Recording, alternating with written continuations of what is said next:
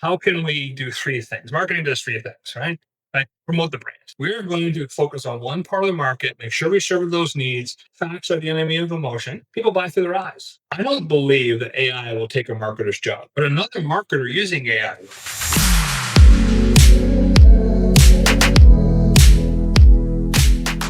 Hi, Daniel Kube here from servicePath with our next episode of Executive Conversations. And I'd like to invite an old friend and esteemed colleague, Brian Hartlen, to the conversation.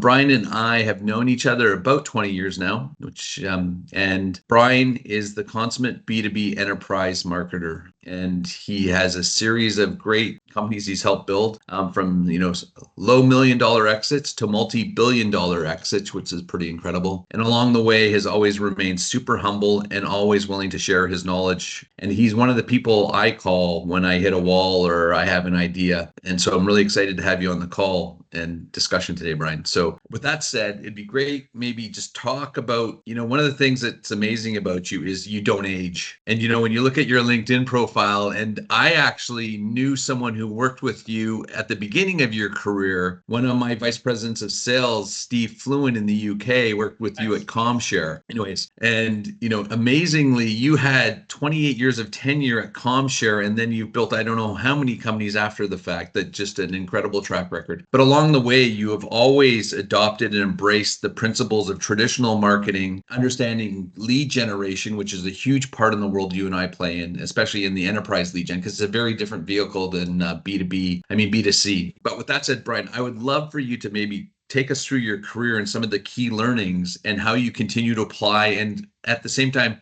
regenerate the new ideas. Like it's crazy how you've managed to morph with all the different waves. Well, thank you. First of all, pleasure to be here, and thanks a lot. We have gone back a long time.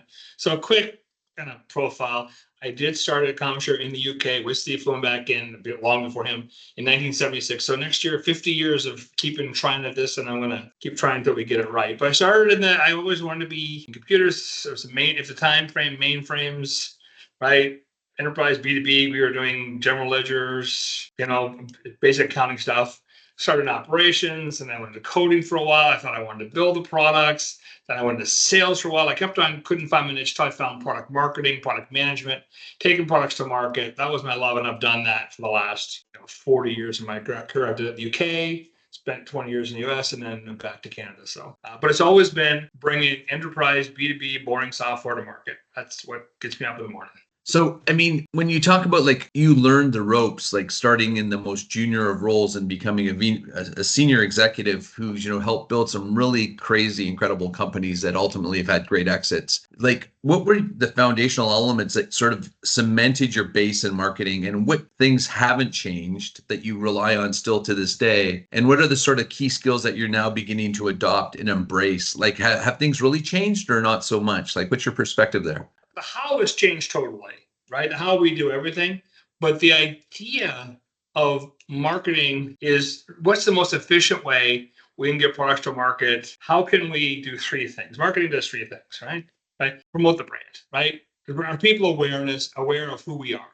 And by people, I mean the people that we want to sell to. I don't care if the world knows who I am, but I want to make sure that the world knows who of our customers, of our prospective buyers know who we are. Second, the lead gen, generate interest. When you're ready, when it's time, I don't want to be your first interaction. You already know us. How do we efficiently make that communication, get some quality conversations going, and start the journey? And third, and probably what a lot of people haven't talked about, but I was drilled into me for my first job, was once you've got a lead, making that most efficient path to close sales, marketing has a big role in that. That's your pricing, competitive analysis, and case studies, and ROIs, and all of those things. The evidence that a sales team needs to help close a deal. So those three things have not changed in the 50 years. Awareness, generate interest, and improve sales effectiveness. I guess, when you think about your career, the flip to the company's face time with a prospect has basically inversed since you started your career. You could argue when you started your career with CompShare, mainframes were kind of new and customers knew nothing about them, and you could totally maximize your time in front of a customer. Now that has flipped, where the customers only, or prospects only, coming to you at the very end of their buyer journey because they've done all their research online. So what are the fundamentals, given the fact that it's probably less than 20% now, or maybe 15% even at the end of that journey that they're coming to you? What are the things that you still need to absolutely reinforce that you've believed your whole career? Because if you get it wrong, it can be dramatically bad for your business now, because you don't have a lot of time to recover like you did before. Right. And like you said, the mechanics are different, but we're still going through the same journey of, first of all, are you aware do you even want to solve this problem? Do you even know what this problem is? So forget, a lot of people launch with why us, and the person doesn't even know why they should do anything, especially if you're creating a new category.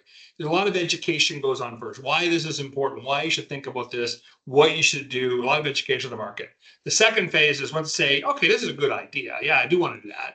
Then you go into why us. Then you start your differentiate. You can't differentiate when you don't know what the market is. And people kind of get those out of whack sometimes. So then the why us and why now? Yeah, that's a good idea, but I got a million things on my plate. You're a really busy guy. Yeah, that makes sense, but you're not going to do it today. I have to help you figure out why now, or if not why now, nurture you until the time is right. Mm-hmm.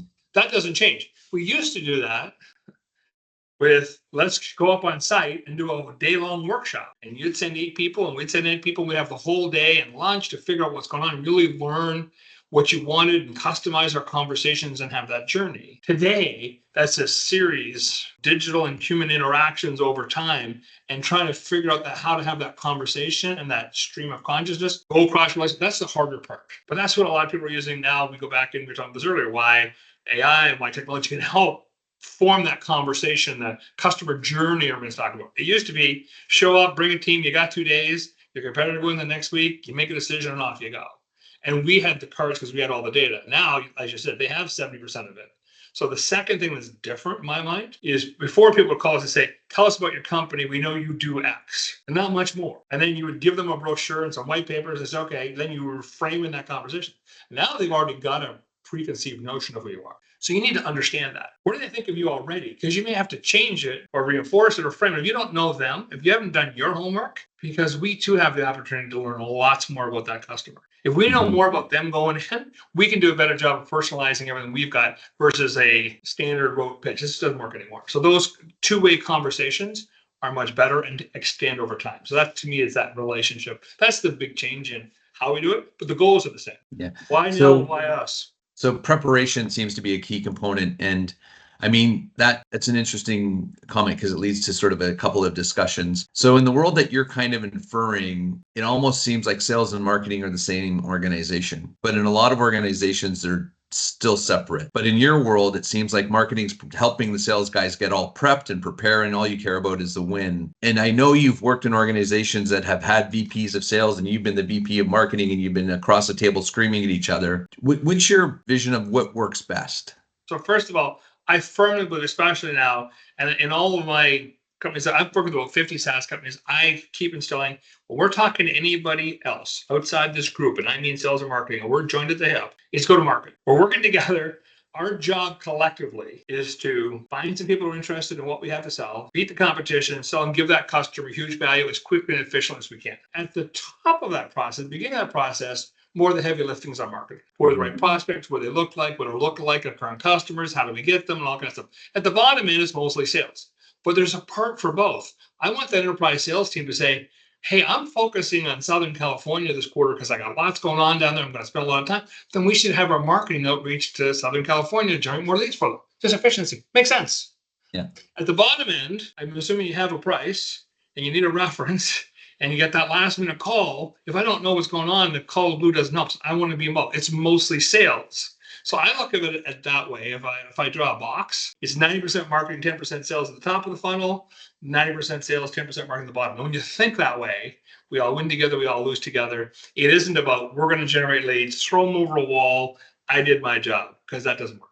Another thing I'd love to get your perspective on, especially because the target or prospect is now doing so much data acquisition, like have the roles of analysts become more important, less important? Now social review sites, it's really been a phenomenon the last sort of 8 to 10 years. And now, what are your thoughts on how you incubate and seed that pre-buy experience? Like what should a marketer be doing to make sure that 70% or 80% of that time that customer's looking is finding the right stuff? Do you have strategies around that? Is that now part of your program?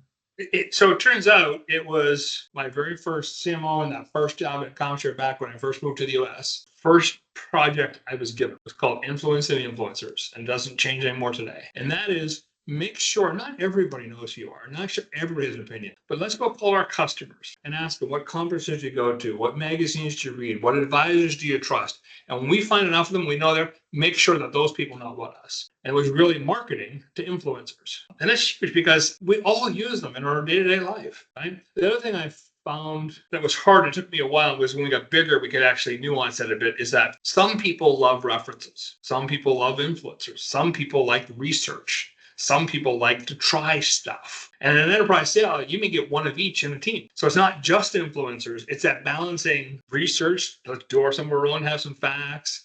Customer stories and customer testimonials are highly valuable. And to get that balance right is a constant juggle of where do we spend our time. But influence and influencers should be a part of every company's thought. And when you're starting out, pick one. Pick the most biggest influencer in your world is probably Gartner. That there's an analyst at Gartner you knew at the beginning of the day, say, yeah, that's the guy. I got to make sure I'm on board with. Start there and work it out. But influencers. Ask your customers who they listen to. And by the way, they can provide a big influence to those people as well. Absolutely. And encourage them. And that whole networking stuff that building the whole ecosystem of reference and knowledge out there. So that's what I think is really important. So this is a question that wasn't on the prep materials, but I noticed you have a scar over your right eyebrow. Is that a scar or not? Yes. Is that where you were hit with the Verisant boomerang? No. Okay. First of all, I'm not sure where you're getting these stories, but no. That's actually happened when I was a kid. I would love to hear the story because that's what I think when I met you, I think when you were at GIAC way back. But then I ran into you again at Verisant because of Jordan, anyways, because Jordan was there and all that kind of stuff. But anyways, and now I know you're involved again. It's a really interesting story. But maybe talk about that marketing challenge because you bought, sold, divested, got investment, and now you're back. It's like there's a lot of stuff that happened there. Okay, so the Verisant story is for me. I had spent all my life in public companies. I thought we were startups because we were 100 million and all my friends were at SAP and Oracle and all that. Turns out a big $100 million public company is obviously a big company, but not for my frame of reference. Yeah. I traveled around the US. We had just sold ComShare to GIAC. I went to GIAC and the CMO there. We sold GIAC to Infor, who's a $3 billion private company. And then I was looking around for what was next. And I had known Mark Altshuler and other folks at Verisant. They said, hey, look, we've got a few customers. We got a great idea. We've just raised a little bit of money. Why don't you come back to Toronto and do a startup? So we did. And it grew. It was very successful. We were very fortunate. My role has always been find smart people who are passionate about an idea and hang out with them, hang on.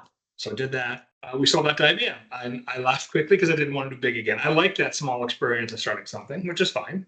4 years later, IBM decided this wasn't the direction they were headed. Still a good company, still doing well. It had grown inside of IBM. So the original management team, or many of them, Mark and Neil and so on, bought the company back with the original purpose and vision still of creating this whole sales performance management market. Brought in some new people, some new investors, and off they went. And we went for a second rocket ride. So I came back and joined them on a part-time capacity for a bit. I had moved on to doing other things. And then last year, another set of transactions, and off they went, and they're on fire, going global, going quickly. But yeah, it's been a unique story at Verisant. Yeah, you've got some amazing stories. Another one I'd love for you to sort of share, and it's more about the stories you used to tell me. Because I remember when I was at Igloo Information Partners or RBC Ventures and invested in another company that you ultimately ended up joining. And I remember you telling me you joined this company and how everyone sat at the same desk. There were no offices. These guys were all super smart PhDs and super humble. And that, I think, ultimately ended up being your biggest exit ever.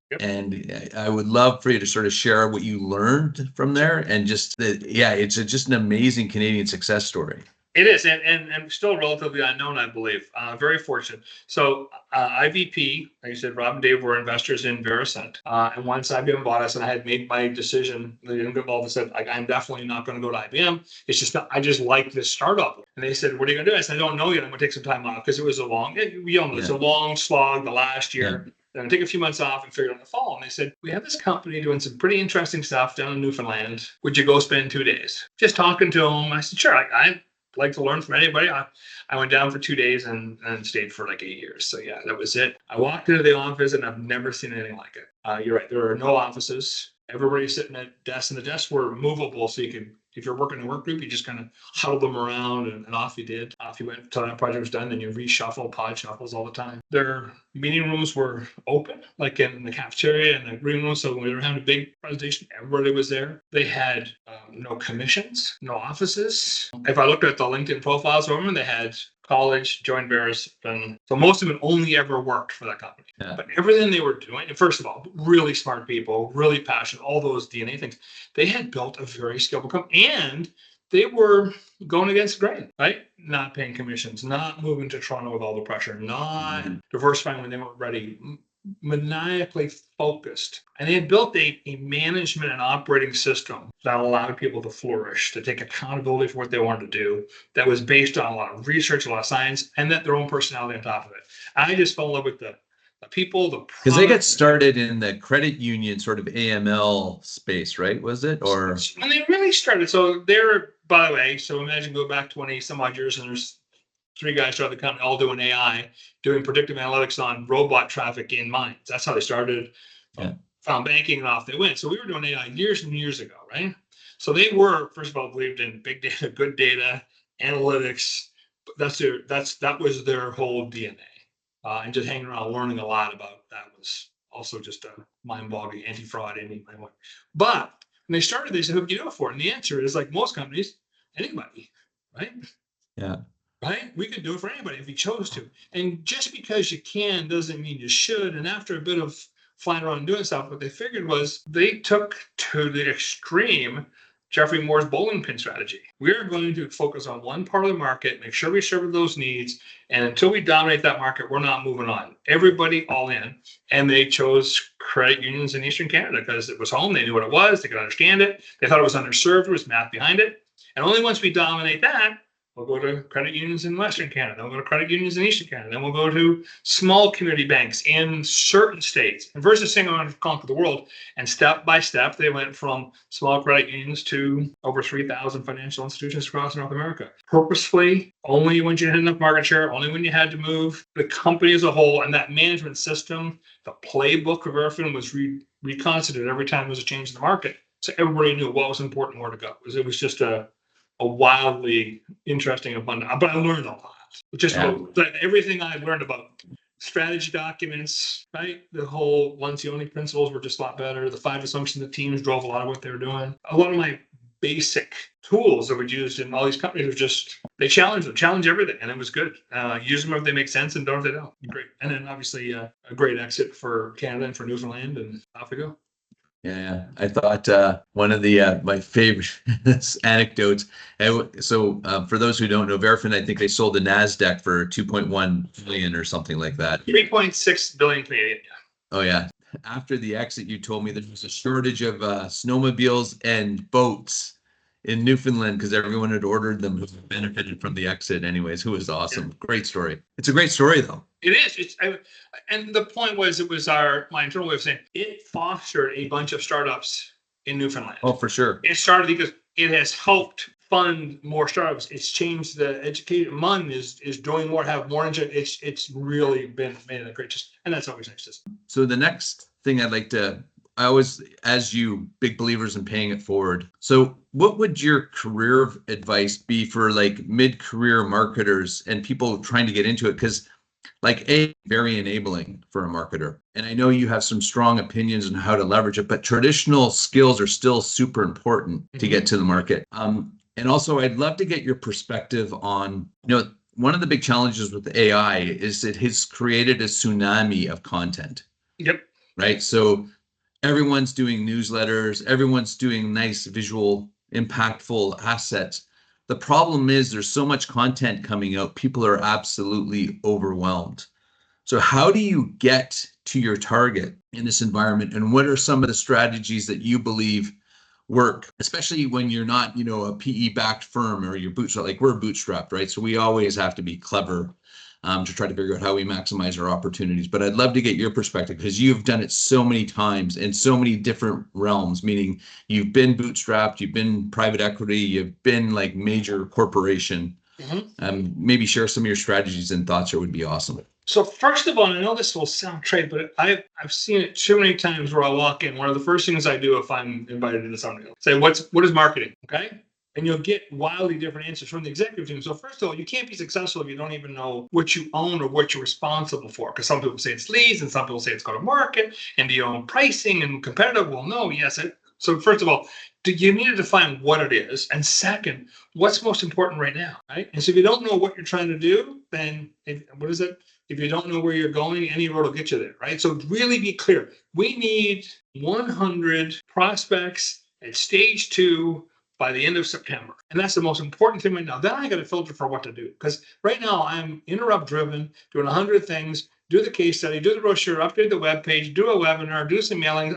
I don't know. If I knew that the filter is 200 stage 2 prospects by the end of September, I've got a better way to do my job. And we all know that's success. That, to me, just defining the job, and that's the thing. The second is every time somebody comes and asks me to do something, we don't have infinite. I don't care how big you are. My theory is if you're growing next year, and I only work for growth-oriented companies, plan to grow, right? And you're funded based on last year's performance, by definition, you're underfunded, okay? So now, what are your trade-offs? Somebody says we should go to the show, we should write this brochure, we should do this case study. It isn't should we or not, because it's probably a good idea in isolation. Is it a better idea than things we're already doing? What are the trade-offs? And communicate what you're not going to do in order to do that. And then you've got some balance. So those are the two things, is how to figure out what to do is I think the biggest thing, and then tell people what you're doing. And then say, here's the things we're not doing in case somebody's counting on. We said last week we're going to do all this content, we're not doing it. So in that, what was your rubric for making those decisions? So that goes back to what I call the playbook, right? So what are the things we sit down as a group, and this is where I always said a bunch of people throwing ideas at the wall or getting together come with better answers than one or two smart people. I really believe they have different experiences. Let's get together, say if that's our 90 days to get 100 prospects, here's the litany of things we could do. What should we do? And by the way, facts are the enemy of emotion. So give me some facts that we've actually done this before, or somebody's done it, or here's what we really produce, not pie in the sky stuff. I do have time for that, but do all that. And that's how we put it all together. There are some staples. I should back up. Marketing needs to keep the lights up. The website always has to be current. You have to have a stream of content. You have to, this is on top of, this is the special project. The second thing, the third kind of bucket I managed to was always need to experiment, okay? Every quarter you have to say, we're going to try, instead of 100, we're going to try 2 or 3, just things no one's ever done, and we're not going to risk a lot. You will not risk our reputation or anything like that, but if it bombs, it's okay, it's not going to hurt us, but if it's wildly successful, we'll do more of that, less something else. So the first time we did a webinar, no one had done any. And it was probably a disaster, but people thought it was cool. I mean, because we hadn't done anything, right? We were limited to 25 people, but eventually we got really good at it, right? The first time we did anything. So blogging, get in early, try stuff. Because I think that, so experimentation, a maniacal focus on a goal, and the team working together and say, these are the 5 or 6 or 10 things we're going to do, and that will get us there. Or it's not going to get us there no matter what we do, because we can't get 100% better overnight. Then you go to the company and say, hey, that's just an unachievable goal. What else can we do? Go whale hunting, we'll do whatever. So that's how and that's just rinse and repeat that every week, every day, every quarter.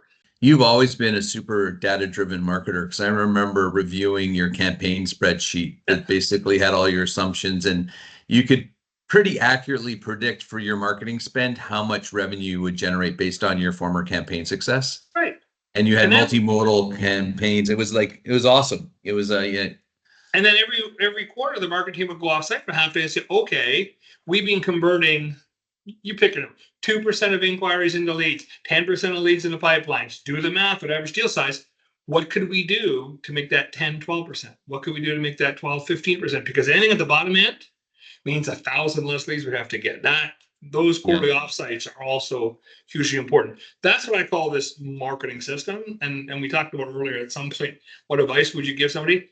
It's not long before the person who drives that machine, the go-to-market machine, operations, I've heard all kinds of titles for them, marketing, that person becomes a fundamental piece who's always looking for efficiency gains, effectiveness gains, hidden nuggets, so that the creative and the other people can do their jobs. That's, to me, that's the repeatable process. The tools you use are different, the time speeds are different, the costs are different, but that machine, same.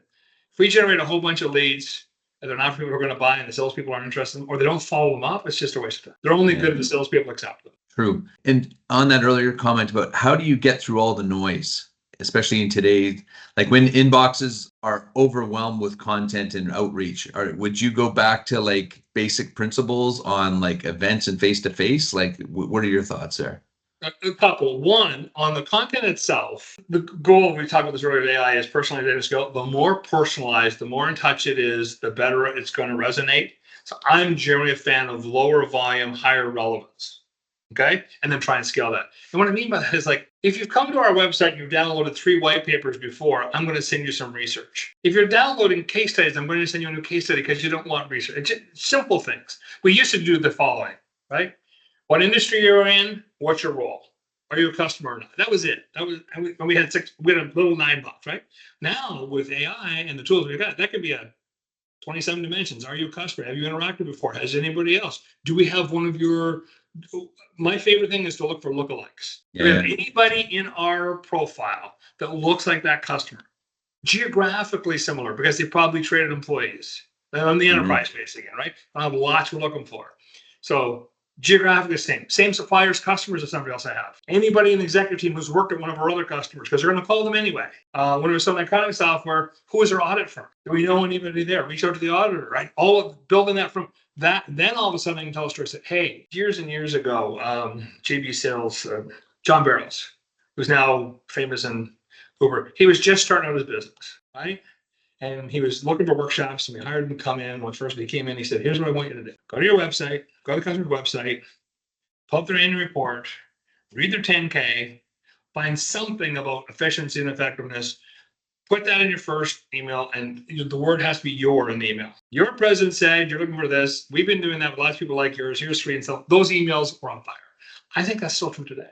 Talk to me about something I care about now, and I'll listen to you. If you're not, it's noise. Our job is to find out what I care about now, what's important.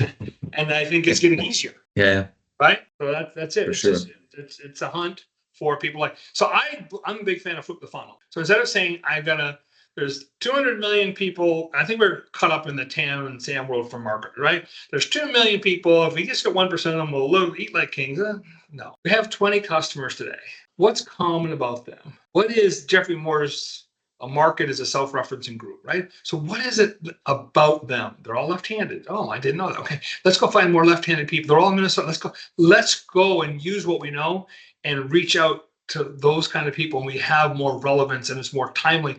And they probably have the same problems, or we can make some suppositions and grow it that way. I just think that at scale is a much better way to go than casting a wide net because everybody else is, and you sound like noise. You can't be timely, relevant, precise, and communicate the way people want unless you know them and understand them. So go figure out, get good data, get good analytics, get good predictive, get some signals, and customize the heck out of it. That's the way to get above the noise. You can't do it for everybody. People say, how do I do that? I got no people on Bootstrap. Okay, I can go after companies over 100 million in the US, or you could tell me the 50 most likely people to buy our software. I'll start there. Let's just write it on a spreadsheet. I don't care. In your business, you probably know the next 50 or 100 you want to sell to, right? Do your marketers know? Yeah. You say, go after them in any way you can. I believe in focus and personalization as much and as fast as we can, as efficiently as we can. You'll get to the market. You'll get there. You don't have to get there next year. I'm not trying to take away from grand visions. That won't help our evaluation. We're talking about next year. We're just trying to make 100% growth. We have 10 customers today. We want 20 tomorrow. Find the next best 10 is what I'm looking for. You and I both are, I would say, big networkers. Like we're very social. We love people, and we get a lot of value out of it. And we also believe in mentors. I would love to get your thoughts around having someone help find a mentor, and also like who was your big mentor who had a huge impact on your future. And it doesn't necessarily have to be work related, but someone who had a huge impact. I've had lots of good mentors, and I've worked with smart people. I've been really fortunate to see a lot of people over time. But it was actually the very first CMO that when I got to Ann Arbor finally, and all of a sudden I started working with them directly and I got some FaceTime. And I'll never forget this.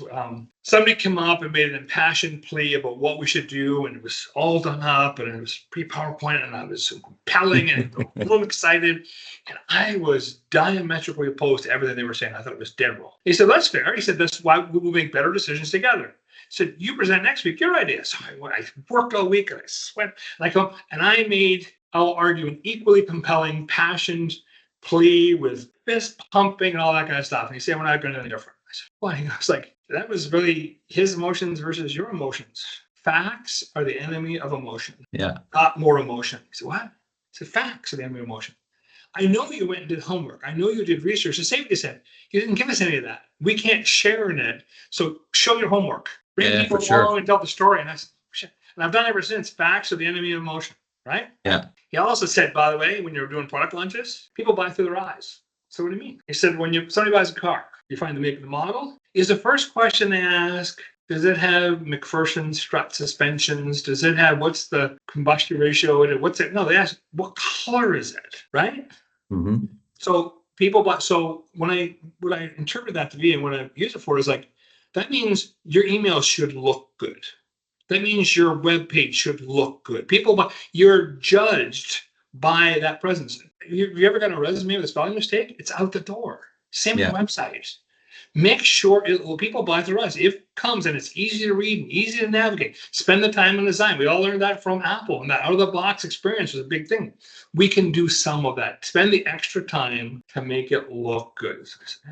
Right? Even the nerds like nice looking stuff. It's easy to use, right? I say that word nice. I believe I'm one of those. So those are the two kind of big things we've got. Jamie at Verifin gave me another one, which was for employees when we're trying to do this, especially when you get bigger and people just want to put controls, processes. Just treat people like adults. Just treat people like adults. Just think of it that way. Assume that people make the right decisions. If they don't, we have a different problem than trying to guide them down. And the last one I'll give you is actually not a mentor, but somebody I had the fortune of meeting. I did something. I always like to experiment, do things a little different. At Verifin,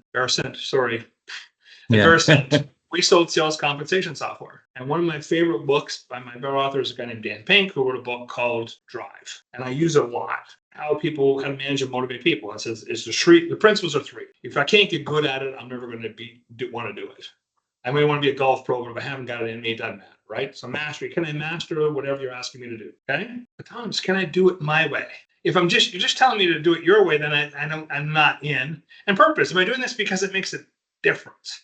Well, purpose for me is that 100 pipeline, and the pipeline leads to sales, which leads to we're all going to be okay. So that's why I like those connective dots. Autonomy is you're probably going to do it differently, and that's okay. And mastery. So that was, to me, another learning is make sure that you don't ask people to do what you want your way. They'll do it differently, and maybe it'll be good, maybe it's okay. That way they'll take ownership and drive on. You can't scale without mastery, autonomy, and purpose.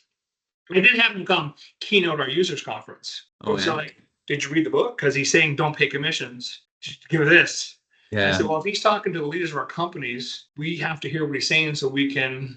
But I think you need to, just because I know a bit about this, because you and I have had conversations. John Rolfe, I forget of Rolfe, there's this guy who wrote a book also. He believes in this sort of don't pay commissions, but you have to pay people an appropriate living good wage. Absolutely. It's not about not paying people and not paying them well. Yeah. It's about saying in enterprise sales, there's 40 people involved. Yes. The product guy who stayed up late at night to add the new feature.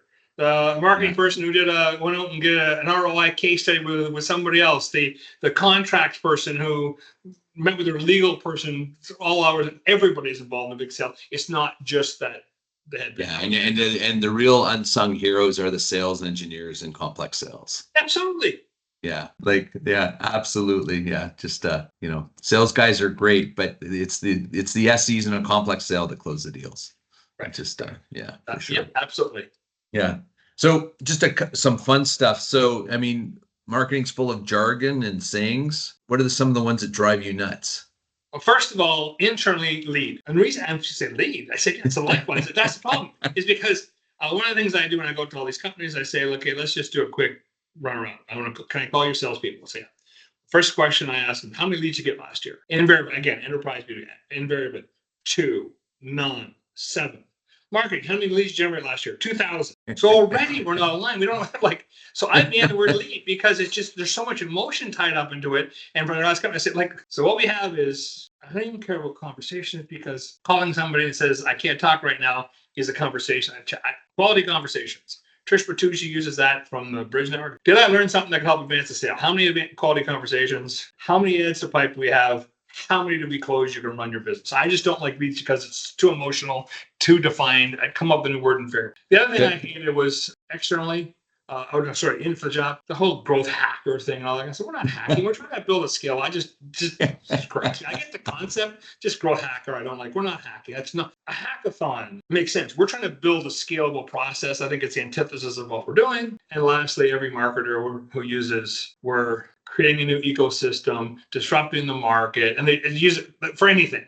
If you really are, there's a few people doing that. There's not many, but we want to use it. This is a disruptive, innovative. It's easy to use. Used to be. We're used to using it's lazy marketing. So I don't have any opinions. Well, I mean, I think growth hacking was relevant in the 80s when traditional marketing was kind of being broken out to lead, like the concept of lead generation was sort of coming out as its own sort of thing. But now, I mean, now there's specializations unto themselves. Brand, lead generation, you name it. And it's really hard when you're small because you have to do it all, right? You don't have the specialization. And actually, I was watching one of the questions you asked me about podcasts, and I love you see Against the Grain. It's the HubSpot guys, and I've always, ever since inbound marketing, I like them. And they believe that AI for marketers will be the return of generalization. Interesting. Because I can say create a web page. I don't have to be a web coder anymore. Yeah, right. For sure. I have to be a client. I have to know the product, but there will still be some specialization. Yeah. But optimize this for that. I can actually do more, especially in startups. It will allow for the stuff that people have to be specialized in to be automated, where people who know their products, their customers, and their markets will have a broader remit, be more generalized, and it's a return of generalization of marketing, which I think is interesting. Yeah, we use HubSpot, and I mean, we love it, but the challenge with it is it's becoming bloatware like Salesforce.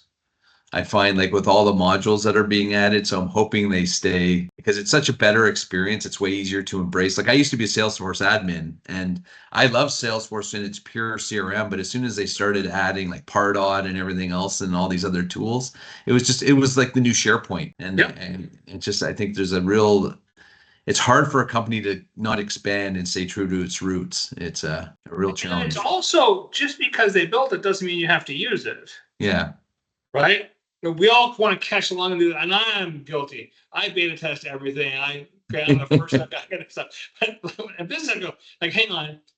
How would we know this thing would actually improve our business? How does it help us go back to that playbook to get that to it? Was not. Okay. So as much as I want to, I'm not going to. Resist. So this is a great question. I don't know. I think you've kind of answered it inadvertently. How do marketers future-proof themselves? Because, if you read a lot of the sort of futurists, they believe marketing jobs are going to go the way of the dodo bird because it'll be so. But I think insight and context and tying things together dynamically and also thinking of innovative stories is always going to be a really, really useful skill. But do you have an opinion there? What would you be doing do you still think there's a bright future for tons of marketers? I believe, and again, I'm biased since I think it's, first of all, the greatest job in the world. Okay. I've been very fortunate. It took me 10 years to find it. When I found it, I've hung on for dear life. Our job, in the essence of taking products to market, is finding the most receptive. I hate it when people say, oh, you can sell ice to Escos. That's not what we're trying to do. We're trying to find people who have the problems that we solve best. That's still true. Okay. And you can use AI to help you do the analytics, to find the stuff, to make this. It can help guide you along the way, but we're still going to do that. And then once we find who they are, we got a bunch of technical people who are great. And I was a coder for years. I think that's why I'm actually okay at the job, because I understand. But they shouldn't be talking to the buyers, not because they'll tell them the truth, because they just don't have the same context. They have a vision of how it's used, and the person says, I want to use it that way. That's not what I intended. Well, that's not, we need to stop that. It's also 5,000 word answers to short questions, right? Salespeople don't have the right thing to say. So taking that journey and making complex things simple, right? Understanding the product. Every marketer should understand the product and the service that they sell and the needs and problems of their customers, or you can't do it, first of all, right? So spend time with customers, spend time with salespeople, spend time with product, put it all together into easy, communicable, understandable value props. That's the lifeblood of marketing will always be. AI can help you. It's not going to take it over. It can even suggest stuff, but at the end, you see AI content, it all looks the same. And it's lots of volume. And if you're trying to get SEO, fine, I'm not against it. But this highly personalized, contextualized, AI does not tell you about the future. It tells you what the past. And that's where we're headed. We're headed for the next 2 to 3 years. The next market, the next opportunity, the next best action, the next best use of our precious resource to drive either increasing win rates or filling the pipeline or whatever it is that's most important right now. That juggle's been there for 50 years. Will continue, and it gets me up every morning. That's what we do. And back to that, you're talking about the marketer, but you also talked about that, zero commission salesperson. In the companies where you embrace that, did you rotate the salespeople and marketers through the different roles, or were they still specialists? Still specialists, but we all work together. So, and you said earlier that I'm sure that you and the VP of Sales would have, heated arguments. We did separately and privately. Anything publicly, we agreed to join the hip because it had to go down. Because last thing you want is somebody. How many marketers have you heard? Oh, we gave them a bunch of good leads. Salespeople wouldn't follow them up. Yeah, they can't close. So first of all, I've been a sales rep. If somebody gave me a lead, trust me, and I get paid only if I sell stuff, I'm going to follow them up because I'd rather do that than dial the phone book. Yes. So I don't believe that. But if they're derelict and dirty, we should fire them. Let's go talk. Oh, hang on a second. No, they're not good leads, right? So we need to keep them together and work together. I'm okay with specialized functions. But if we think of go-to-market and we only win when we get new customers who pay us money and see value and stick with us, you drive that, you'll drive a lot of east-west collaboration versus north-south. That's my whole. Yeah. Let teams do it, push down. And that's what Verifin did. And I work with other non-commissioned. I've seen a few of them now. I work with a few non-commissioned companies. They're pushing decision-making down. The people love to be there. They feel empowered to do it. They have, by the way, strict measurement systems. They have peer reviews. There's a lot of pressure to get the job. But this isn't like, oh, I'm not getting commissions. It doesn't matter if I don't sell anything. No, you have targets, you have quotas, you need to sell stuff, you're on peer. But if all of a sudden you're the wrong person on the job, and we've all seen those deals, I can take you off and put somebody else on. We have some nimbleness, we have some ability and much more flexibility to do the right thing, but we're not hamstrung by a commission plan that didn't foresee this a year ago. Unintentional consequences. This has been awesome. And we like to sort of wrap up with some quick questions that we gave you some insight on. Okay. And I noticed you have a lot of books behind you, and they're not coloring books either. They're like, they look like there's lots of knowledge there. What's the one you would gift the most if you could give a book to everyone? The book I have gifted the most is, and then I'll call it for mid-sized companies, right? Who are getting to that point where they're scaling and hiring the first directors and stuff's happening. And all of a sudden, I don't know all the employees and all the customers because I used to. It's called 5 Dysfunctions of a Team. And the reason I like it, first of all, written as a parable, so everybody reads it and goes, oh yeah, it's easy to read. And everybody I've given it to, and I've probably given out lots of copies away, say, he works here. I know they call it Sally, but that's Jim. And then so it helps you really figure out that your way isn't the only way, and help teams do better. And it's based on the idea that if you don't trust each other, you can't do anything. So how to build trust. So I have that one. And I like Drive. If you're trying to scale the company again, it's mastery, autonomy, and purpose are what drives people. So, oh my God. And I love Dan Pink's stuff. It's all, I don't know if it's all research based. It's all based on studies. You can make your own interpretation of this stuff, but it's, again, a nice, easy read. And then podcasts, you mentioned Unhinged. What other ones do you like or listen to? I said, Going Against the Grain by HubSpot's probably my one. And then I listen to a bunch of them. I'm not one of those, listen to the same people every week. I go out there and I listen to just all kinds. I try and get more variety and try and listen to things that aren't naturally in my space to expand. Then the metric you refuse to delete. Add to pipeline. What was that? Sorry? Add to pipeline. How many deals do we add to the pipeline this period? Okay. Ultimately, if more people aren't interested in engaging with us, we haven't done our job. And if we have enough ads to pipe, then it's, are they converting, increase our win rate, average deal size, length of sales cycle, leads and all that. But if I get 1,000 leads and no one hits the pipeline, I don't care. If I get 10 leads and they all hit the pipeline, I care how many deals get added to the pipeline. And for me, pipeline is salesperson says, I'm taking this opportunity for. That's simple. So I've known you for a long time, and one thing you do know how to do well is how to embrace life and enjoy it. How important is celebration in the early stage? Because we better beat ourselves up constantly. I'd love to get your take on that. I did a poor job of it for many, many years, and there's others who taught me how important it was. And it's the recognition and the if you don't stop every once in a while, right? The analogy people use, and I think it's a great one, is our job is to climb Mount Everest. That's our vision. Right? Not many people get to base camp. It's a huge, they stop and they take a week and they all go, oh my God, and they tell stories. It's like, we need to do that. We just need to you said, not be so hard on yourself. So I think celebration is absolutely a key part of it. Don't make it on too long, but do celebrate and recognize, right? We haven't won yet. Let's not kid ourselves. We got to base camp, right? We're still going to raising some capital is not winning. Yes. Right. Yes. Capital, no. It's the fuel to run the race, right? It's not winning the race. Yeah. Okay. And and just sort of a big topic that I'd love to get your sort of mindset, because you've seen many transitions, many launches of new technologies. In AI, if your teams are not embracing it, to give them lift, because in every role it should be able to give you lift. Like it's imperative for the teams to embrace it. And if they don't, like, what is your recommendation? Like, do you believe it's a coaching and culture problem, or some people just are not good at embracing this new stuff and you have to make some hard decisions? Like, do you have an opinion there? Because this is a really challenging. Yeah. And here, Mark Altshuler is the first person who said this to me, but I believe, and I've heard it since, is I don't believe that AI will take a marketer's job, but another marketer using AI will. It's a requirement.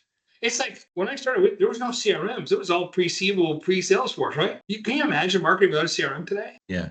We didn't have websites. I had one of the first websites, enterprise software, because one of our developers built it. He said, you got to do that. I said, what the heck's a website? That's how rifle thing, right? You need to do it. So AI is a tool you must use to do your job, or you will be inefficient and you'll become derelict. So that's it. Yeah. So then the question is, why aren't they? One, is it a skills gap? They don't know how. Two, is it an attitude gap? I don't want to. Yeah. And I have different paths for attitude versus aptitude. Yeah, I'm dating myself, but I remember when I was at Coopers & Lybrand, I had to write a proposal to get funding, to get access to an email that would allow me to get on this thing called the internet. Yes. And so I didn't know it. I'm a big fan of lean marketing, right? Especially when you know that, right? And by lean, to me, it's like value the eyes of the customer. The customer may be the sales team, could be internal, right? Eliminate waste, measure what's going on, continuous improvement. And then I like 40X, the cadence of accountability, are we getting there, right? And so when somebody come up and said, hey, I got this website, the first I thought was, well, that's a dumb idea. People, universities are using it. Mozilla had just come out, okay? That's why we should do it, okay? I said, I don't know enough to know that somebody might not use it. Can it hurt us? No. How much time would it take away from other things? And I said, none. He said, I live this. I'll build on weekends. Well, it's not going to cost me anything. It's not going to ruin my reputation. It might work. There's an experiment.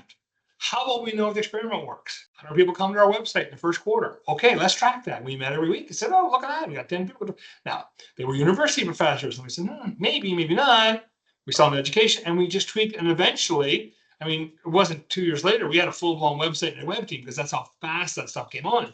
But we were ready from the experiments. I believe so hard in that experimentation leads to those things. I have other experiments that just blew up. Just blew up. But it didn't cost me. We didn't spend much. Little experiments all the time. Off you go. We're past that with AI. We're way past that. It's a standard tool you should be using. You'll have to figure out for your market, for your company, for your rules, what are the right tools, which ones to use. But define your objectives, measure against it, and adjust. That's it. That doesn't change. Well, awesome. Well, Brian, this has been incredible. As always, I always enjoy our conversations, always take some interesting snippet away from it. And look forward to seeing you in Toronto soon. And if you have any questions for Brian, reach out to him on LinkedIn. But wealth of information, and I really appreciate how you continue to pay it forward. Thank you very much. I enjoyed our time, as always. Thanks everybody.